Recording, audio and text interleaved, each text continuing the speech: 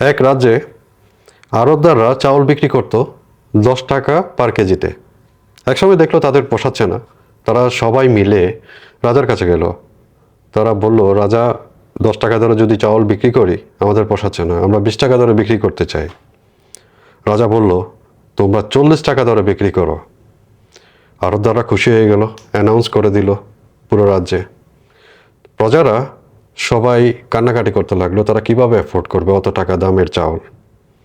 তারা সবাই মিলে রাজার কাছে গেল, রাজার কাছে আর্জি জানালো ওই আড়তদাররা প্রচুর দামে চাউল বিক্রি করছে, যেটা অ্যাফোর্ড করা তাদের সম্ভব না। রাজা বলল, এক কাজ করো, আড়তদারকে ডাকো। আড়তদার আসলো। তো আড়তদারকে বলল, তোমরা কখনো আমার রাজ্যে এত দামে চাউল বিক্রি করতে পারবে না, আজকে থেকে চাউলের কেজি 30 টাকা। ও বিক্রি করতে চাইলো 20 টাকা, হয়ে গেল 30 টাকা। তো প্রজারা তো সবাই খুশি।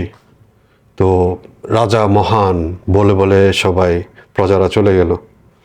আর মন্ত্রী কানে কানে আড়তদারকে বলল, 10 টাকা করে যেটা বাড়তি বিক্রি করবা ওটা আমার তোষাগারে জমা করবে। এখন আমি লিজেন্ডারকে জিজ্ঞেস করব, এই গল্পটা কোন দেশের জন্য মানায়, আমি কোন দেশ মিন করছি।